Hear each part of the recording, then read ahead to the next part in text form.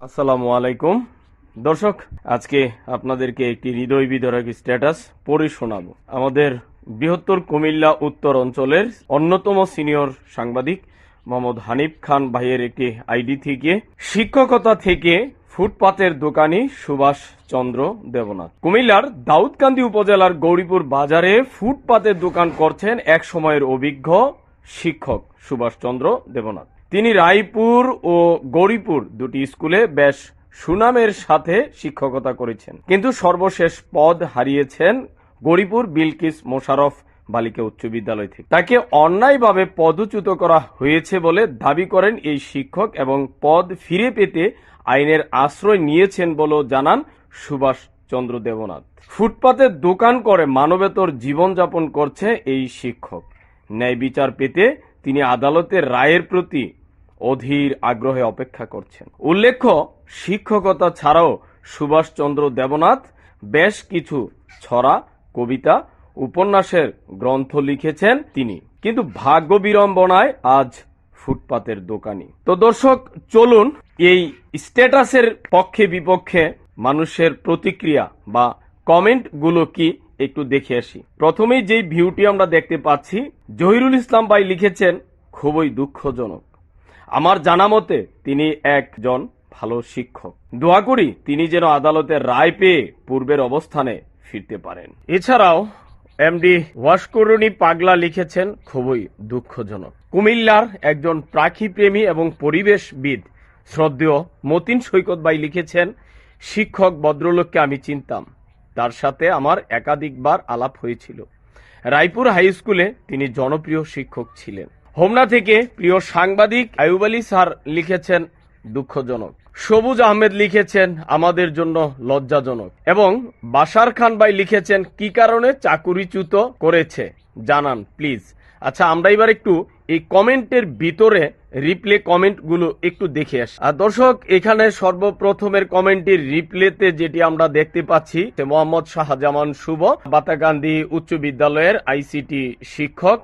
তিনি লিখেছেন, আমার কাছে অনেক তথ্য আছে, যেহেতু আদালতের ব্যাপার তাই মন্তব্য করলাম না। মাসুম বিন ইদ্রিস মিলিটারি, তিনি লিখেছেন বাশার ভাইয়ের কমেন্টের রিপ্লেতে তিনি দাবি করেছেন বঙ্গবন্ধুকে নিয়ে কবিতা লেখা ও কবিতার বই বিক্রি করায় কাল হয়ে দাঁড়িয়েছে তার।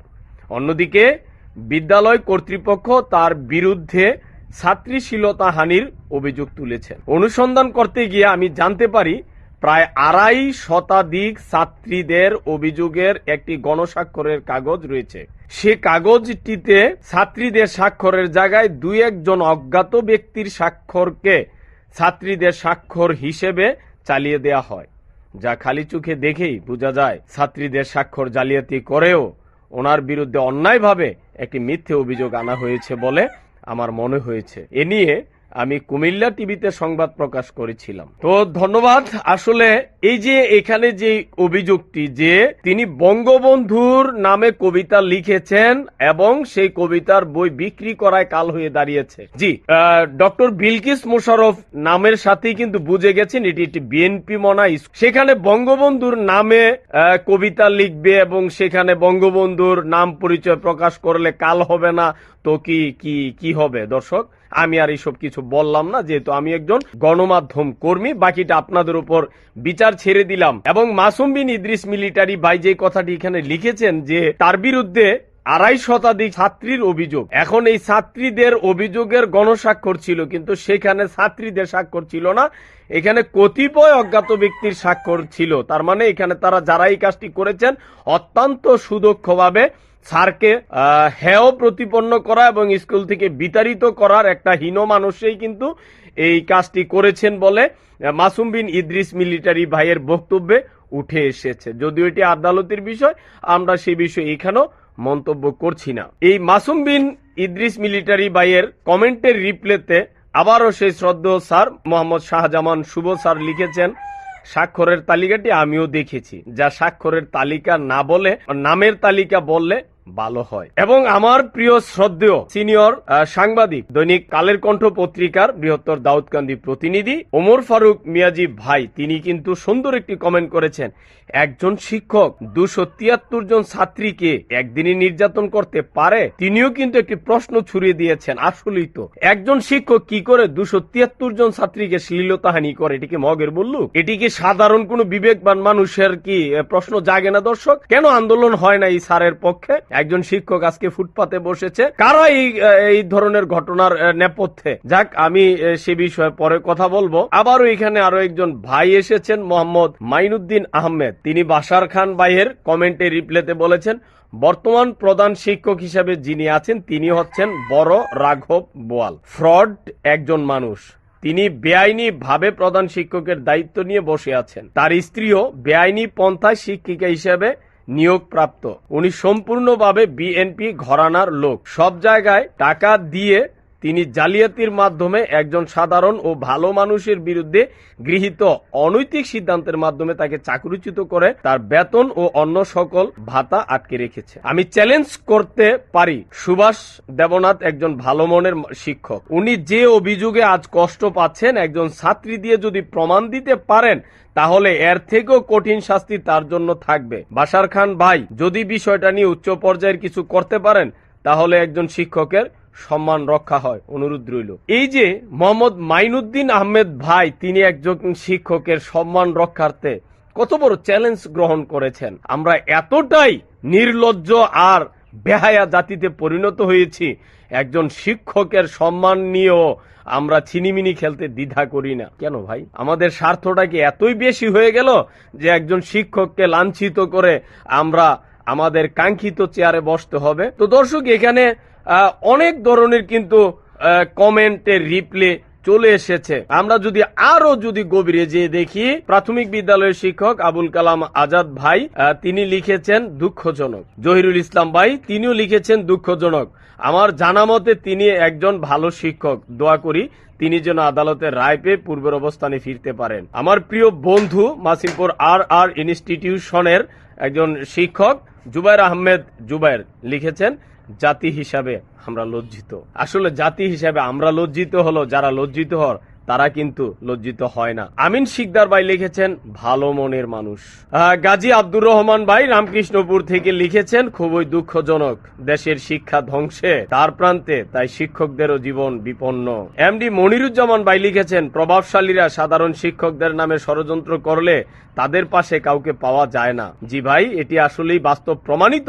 আজকে এই স্যারের পক্ষে আমরা কাউকে দেখতে পাচ্ছি না, যদিও ফেসবুকে শুধু আমরা প্রতিবাদের কমেন্ট ছুড়ে যাচ্ছি। তিনি আরো লিখেছেন, প্রভাবশালীদের বিরুদ্ধে কলমও যেন থমকে যায়। জয় প্রভাবশালীদের। কি একটা আক্ষেপ! আসলেই ভাই, সত্যি আমিও তো একজন কলম যোদ্ধা। প্রভাবশালীদের কাছে আমাদের কলম থেমে যায়, কারণ আমাদের কাদের ওপর কিন্তু আইসিটি আইন এবং ডিজিটাল নিরাপত্তা আইন ওতপ্রোতভাবে দাঁড়িয়ে আছে। এখানে প্রিয় একজন বিদ্রোহী যোদ্ধা এসপি কে সবুজ আহমেদ, তিনি লিখেছেন, সত্যই আমরা লজ্জিত। এই দেশটা ল্যাংটা হয়ে গেছে, তাই দেশটা লজ্জাবোধ করে না। আমি হতভম্ব। মাস্টার আখতারুজ্জামান, মানে উনি লিখেছেন, ওনাকে আমি চিনি। উনি শিক্ষকতার বাহিরে কবিতা ও অন্যান্য কিছু লিখে থাকেন। বর্তমান বিষয়টি আমি আসলে বুঝতে পারছি না। আশরাফুল ইফরান নাইম লিখেছেন, আল্লাহ তাআলা তার সহায় হোক। হোমনা খাদিজা মেমোরিয়াল বালিকা উচ্চ বিদ্যালয়ের প্রধান শিক্ষক শ্রদ্ধেয় মামা নজরুল ইসলাম লিখেছেন, অত্যন্ত দুঃখজনক। জানি না আসল ঘটনা কি, তবে জলে ভাস করে কুমিরের সাথে পারা যায় না। আজ পুনঃবহাল হবে, কাল আরেকটা বিপদ অপেক্ষা করছে। স্যারের অনুমানটা নিশ্চয়ই মন্দ নয়। এমডি সেলিমুল্লাহ খান লিখেছেন, খুবই দুঃখজনক। জামিল সওদাগর দাওয়াতুল হক, ওই প্রতারক দুর্নীতিবাজ ও অকৌশলের জন্য তার শাস্তি দাবি করছি। মানে তিনি বুঝাতে চেয়েছেন, যারা এই স্যারকে কষ্ট দিয়েছেন বা স্যারকে এই অপদস্থ করেছেন, ওই প্রতারক দুর্নীতিবাজ ও অপকৌশলকারীর বিরুদ্ধে শাস্তির দাবি তিনি জানিয়েছেন, যদিও লেখাটি একটু অস্পষ্ট।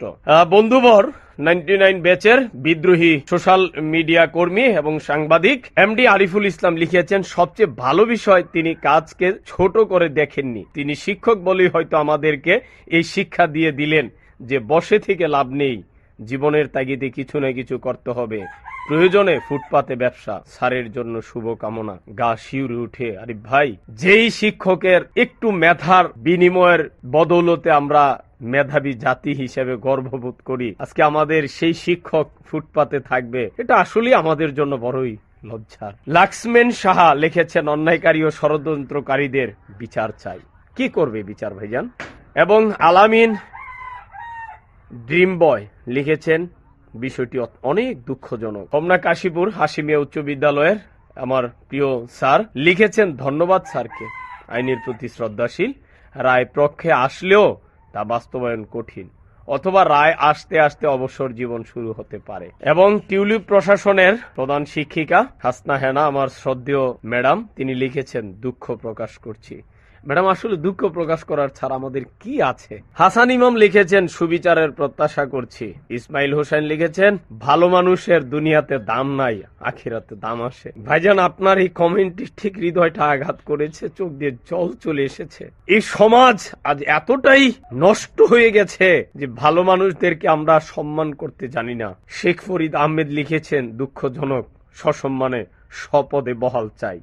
আসলেই কি ভাই, স্যারের এই পদ সসম্মানে তিনি ফিরে পাবেন? এই দৃশ্য ও দেখা লাগলো এই সোনার দেশে। এই দৃশ্য আজ বিবেকের কাঠ গড়ায় করিয়ে দিল এই জাতিকে। আমি লজ্জিত। একটু ডাক্তার শরীফুল ভাই লিখেছেন কি একটু দেখি। ডাক্তার শরীফুল ইসলাম শাফিন লিখেছেন, বাহিরের অবস্থা দিকে বিচার না করাই ভালো। আলভিনা হক লিখেছেন, ওনার দৌড় ফুটপাত পর্যন্তই, এর বেশি না। ওনার হাল অবস্থা হয়তো আপনাদের জানা নেই, ওনার ব্যাপারে বিস্তারিত কিছু বলতেও লজ্জা লাগে। তাকে অন্যায়ভাবে চাকরি থেকে পদচ্যুত করা হয়নি, ওনার ব্যাপারে সঠিক প্রমাণ দেয়া হয়েছে। গত এক পোস্টে দেখলাম অনেকেই বলেছেন, ক্লাসে পড়ানো দোষের কিছু না, কিন্তু ফিজিক্স ক্লাসে কেন তিনি পরাগায়ন সম্পর্কে আলোচনা করবে? উনি পড়া বুঝাচ্ছিলেন, ক্লাসে ফিজিক্সে প্রবেশ করা। ভাই, অনেক বড় একটি মন্তব্য করেছেন। আমরা এখানে যারা কমেন্ট করেছে তারা সবাই গুণীজন ছিল। শ্রদ্ধেয় মোহাম্মদ মাইনুদ্দিন আহমেদ ভাই, তিনি লিখেছেন, আপু, অভিযোগ দিলে বিস্তারিত বলতে হবে, এভাবে বুলি আওড়াবেন সেটা ঠিক না। একটা প্রশ্ন করি, জবাব দেবেন প্লিজ। ক্লাস 7-এ যখন পড়তেন তখন কোন শাখাতে ছিলেন?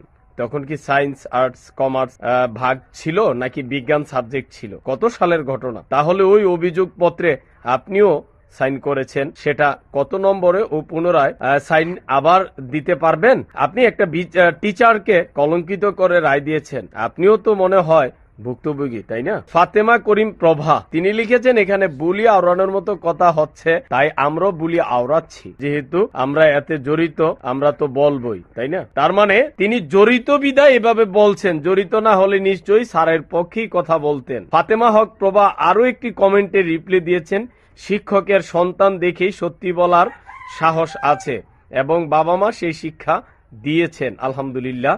শিক্ষকের সন্তান দেখেই ওনার মতো মানুষকে শিক্ষক বলতে লজ্জা হয়। আবার এখানে একটু ভিন্ন মত এসেছে। তো যা হোক দর্শক, পাশাপাশি এমন অজস্র কমেন্ট। সুভাষ স্যারের বিষয়টি আইনি প্রক্রিয়ায় সমাধান হবে, এ বিষয়ে দু এক কথায় বলে শেষ করা যাবে না। শুধু একটু বলতে চাই, আপনার কোনো সন্তানের সাথে যদি সেক্সুয়ালি কোনো সমস্যা হতো তাহলে আপনি কি করতেন? স্যারের বিষয়ে সরেজমিনে তদন্ত করার জন্য ইউনো মহোদয় একটা কমিটি গঠন করে দিয়েছিলেন। সেই কমিটিতে ছিলেন গরিপুর সুবল আফতাব স্কুলের প্রধান শিক্ষক জনাব সেলিম স্যার, রায়পুর কেসি উচ্চ বিদ্যালয়ের প্রধান শিক্ষক আর জুরানপুর করিমুন্নেসা উচ্চ বিদ্যালয়ের প্রধান শিক্ষক। ওনারা ছাত্রীদের কাছ থেকে সবকিছু শুনে তারপর ইউনো মহোদয়ের নিকট বক্তব্য লিখিত পেশ করেন। এভাবে বিষয়টি আদালত পর্যন্ত চলে যায়। সুভাষ স্যারকে অনেকবার এই বিষয়ে বলা হয়েছিল, উনি কারো কথাই শুনতেন না, বরং সবসময় সকলকে ধমক দিয়ে উল্টো বাজে কমেন্টস করতেন। যাক, এইখানেও কমেন্টের অনেক রিপ্লাই পাওয়া যাবে।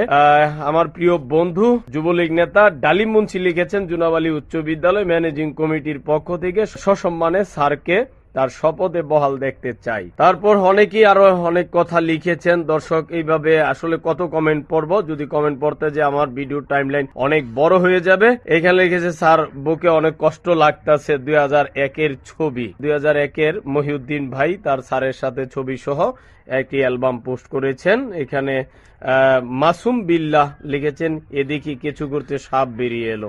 যাই হোক দর্শক, আমরা চাইবো যদি ঘটনার সত্যতা থাকে স্যারের বিরুদ্ধে ব্যবস্থা আইনিভাবে নেওয়া হবে, এবং যদি কোনো অপকৌশলে বঙ্গবন্ধুর নামে কবিতা ছড়া প্রকাশ করার বদলতে তার বিরুদ্ধে যদি কোনো কূটকৌশলে তাকে এই ধরনের হেনস্থা অপদস্থ করে থাকে, সে সমস্ত মুখোশধারীদের বিরুদ্ধে কঠোর আইনি ব্যবস্থা হবে, এমনটাই প্রত্যাশা। সামাজিক যোগাযোগ মাধ্যমে channel MK TV, Mohammad Abul Kashem Bhuiyan, Homna.